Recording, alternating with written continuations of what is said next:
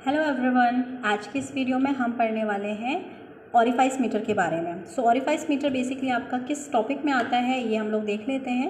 जितने भी student B pharma में थर्ड सेमेस्टर में जा रहे हैं उन्हें एक सब्जेक्ट पढ़ना है फार्मास्यूटिकल इंजीनियरिंग। तो फार्मास्यूटिकल इंजीनियरिंग की यूनिट 1 के अंदर this topic is there. So इसमें आपको करना क्या है, orifice meter, venturi meter, pitot tube और ऑटोमीटर, ये चार आपके सिलेबस में मैंशन है। इन चारों के बारे में आपको पढ़ना है। तो चलिए थोड़ा सा मैं आपको इंट्रोडक्शन दे देती हूँ, ये आखिर है क्या। बेसिकली इनके नाम के पीछे आप देख रहे हैं मीटर मीटर मीटर। सो यानी कि ये क्या करते होंगे, ये मेजर करते होंगे। So now what they measure actually, so they measure the rate of flow of fluids. ये जितने भी फ्लूइड्स होते हैं उनके फ्लोइंग रेट को मेजर करने वाली डिवाइसेस हैं। Now question comes, why we need the measuring devices. We need measuring devices in order to optimize the process parameters in any chemical industry. So pharmaceutical industry basically deals with chemicals, so we need some optimization of the processes parameters so that we can utilize these parameters in order to become the cost effective product. So basically, और उसके अलावा इसका इस्तेमाल आप कर सकते हैं जब आपको ऑडिटिंग में कैलकुलेशंस वगैरह करनी होती हैं, तो वहाँ पर भी मेजरमेंट्स रिक्वायर्ड होते हैं। तो चलिए अब लोग देखते हैं कि हम कैसे इनको कर सकते हैं। तो दो मेथड्स होते हैं बच्चों के करने के। पहला होता है डायरेक्ट मेथड, दूसरा होता है इनडायरेक्ट मेथड। डायरेक्ट मेथड जो है उसमें आप क्या करते हैं, लिक्विड को आप एक पाइप के थ्रू गुजारते हैं एक पर्टिकुलर पॉइंट पर और वहाँ पर उसको वे कर लेते हैं। पर कमर्शियल स्केल पर ये कन्वीनियंट नहीं होता है इसको वे करना। So we go for the hydrodynamic methods. In hydrodynamic methods हमारी ये चार मेथड्स आती हैं। तो चलिए शुरू करते हैं ऑरिफाइस मीटर को।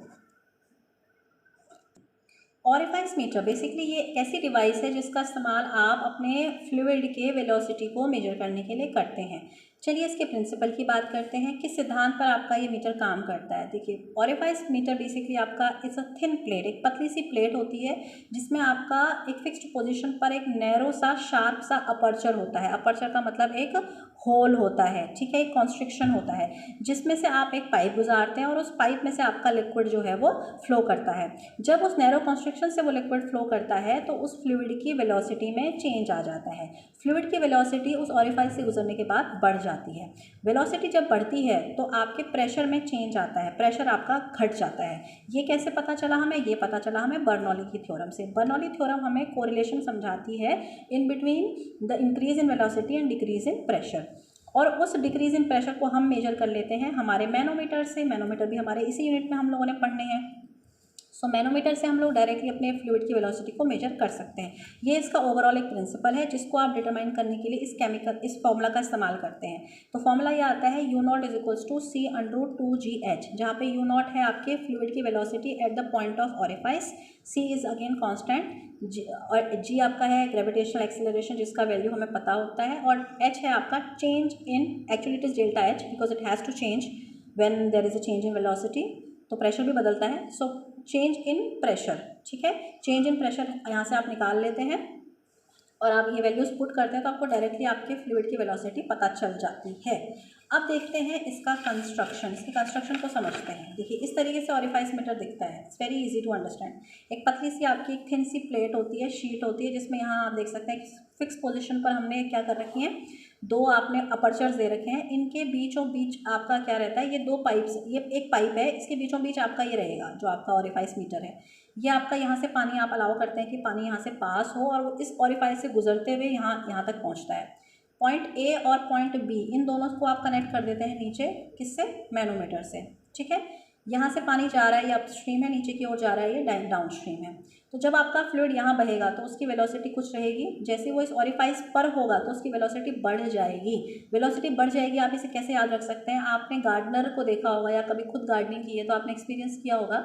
जब हमारे पास पाइप होता है गार्डनिंग करने के लिए, जब हम उसका आगे से माउथ थोड़ा सा प्रेस करते हैं तो उसका माउथ जब छोटा होता है तो पानी का जो फ्लोइंग रेट होता है वो बढ़ जाता है, ठीक है। तो जैसे ही हमने नैरोनेस करी अपने पाइप के माउथ में, उसको कॉन्स्ट्रक्ट किया, तो क्या हुआ, वेलोसिटी बढ़ गई। बस यहाँ पर भी वही होता है, यहाँ पर भी वेलोसिटी बढ़ गई। तो यहाँ बहने वाले लिक्विड के कंपैरिजन में यहाँ से इधर को आने वाले लिक्विड का जो वेलोसिटी होगा इस पॉइंट पर, वो वेलोसिटी ज़्यादा होगा।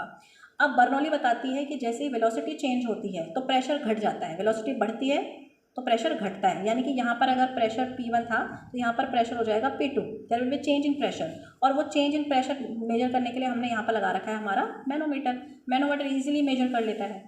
तो वर्किंग देखते हैं। वर्किंग मैं आपको समझा चुकी हूँ, इजी है, आपने कुछ नहीं करना है, आपने इसमें से लिक्विड को अलाउ करना है कि लिक्विड इसमें से फ्लो करे। तो जब इस कॉन्स्ट्रिक्टेड एरिया से आपका लिक्विड फ्लो करेगा, उसकी वेलोसिटी में क्या आएगा, चेंज आएगा। जब वेलोसिटी में चेंज आएगा तो जैसे कि मैं आपको बता चुकी हूँ, आपके प्रेशर में चेंज आएगा। जब प्रेशर में चेंज आएगा तो बर्नौली के थ्योरम में आप क्या करेंगे, आपके पास एक फॉर्मूला है जिसमें आप u0² minus ua² under root में है ये इक्वल्स टू C2Gh, इस फॉर्मूले का आपका अल्टीमेटली ये फॉर्मूला निकल के आता है जिसमें आपका ua² गायब हो जाता है। ये कैसे गायब हो जाता है, क्योंकि आपका जो ऑरिफाइस होता है ना उसका ये है आपका वेलोसिटी ऑफ लिक्विड आपका बिफोर ऑरिफाइस। तो ऑरिफाइस का डायमीटर आपका जो होता है वो 1/5 या उससे भी कम होता है than diameter of your pipe. तो उसको आप यूए को नेग्लिजिबल कर सकते हैं, आप सीधे सीधे u0 रख सकते हैं। तो ये अंडर रूट के अंदर था, इसका आप दोनों तरफ स्क्वायर करेंगे तो ये हट जाएगा, खाली u0 रह जाएगा और C√2g∆h रह जाएगा। यहाँ से आप डायरेक्टली आप क्या कर सकते हैं, मैनोमीटर की मदद से आप चेंज इन हाइट निकाल सकते हैं। g की वैल्यू पुट करेंगे, 2 की वैल्यू तो 2 ही है, और आपका डायरेक्टली आप यहाँ से अपने फ्लूइड की वेलोसिटी डिटरमाइन कर सकते हैं। ये चेंज इन हाइट आप कैसे रीड कर सकते हैं, यहाँ आप डायग्राम को देखेंगे, ये देखिए ये डायग्राम है, ये मैनोमीटर है। मैनोमीटर में आपका जब तक प्रेशर दोनों तरफ बराबर था तो ये लिक्विड, ये भरा हुआ लिक्विड है, ठीक है। तो दोनों तरफ आपका जो मर्क्यूरी है उसका लेवल बराबर है, ठीक है। जैसे ही प्रेशर चेंज होगा तो ये मैनोमीटर क्या करता है, प्रेशर चेंज को सेंस कर लेता है, और जो उसमें लिक्विड होता है, जो उसमें लिक्विड भरा रहता है, वो एक सर्टेन हाइट पर चला जाता है। वो पहले यहाँ सेम हाइट पर था, जैसे प्रेशर चेंज होगा ये लिक्विड यहाँ से लेकर यहाँ चला जाएगा, तो हाइट में चेंज आएगा। चेंज इन हाइट को आप डायरेक्टली रेट कर लेंगे चेंज इन प्रेशर से। तो डायरेक्टली आप वैल्यू पुट करेंगे अपने u√2gh वाले फॉर्मूले पे, तो आपको डायरेक्टली आपका वेलोसिटी डिटरमाइन हो जाएगी। तो इस तरीके से ऑरिफाइस मीटर काम करता है। अब बात कर लेते हैं ऑरिफाइस मीटर की एप्लीकेशंस की। तो एप्लीकेशंस की बात करें तो पहली एप्लीकेशन तो इसकी हो गई, वेलोसिटी डिटरमाइन करने के लिए आपको आइदर ए, बी और बोथ पॉइंट्स पर अगर आपको वेलोसिटी निकालनी है फ्लोइंग फ्लूइड की तो आप ऑरिफाइस मीटर से निकाल सकते हैं। साथ ही साथ अगर आपको ये पता लगाना है कि 1 घंटे में उस पाइप से कितना पानी गुजर रहा है, वॉल्यूम क्या है आपके फ्लूइड का, वो भी आप निकाल सकते हैं। Once you know the velocity you can easily determine the volume of flowing fluid per hour. उसको निकालने के लिए आपके पास एक तो यूए होना चाहिए, velocity of flowing fluid before orifice in the pipe, वो हो आपके पास। साथ ही साथ आपके पाइप का क्रॉस सेक्शनल एरिया हो। बस ये 2 चीज़ें पता है तो आप वॉल्यूम भी डिटरमाइन कर सकते हैं। So this was all about orifice meter. तो आई होप आपको वीडियो समझ में आया होगा। आपका ऑरिफाइस मीटर पे अगर क्वेश्चन आता है तो आप इस क्वेश्चन को इजीली अटैम्प्ट कर सकते हैं। और अब मिलेंगे हम नेक्स्ट वीडियो में। नेक्स्ट वीडियो हम बनाएंगे वेंचुरी मीटर की।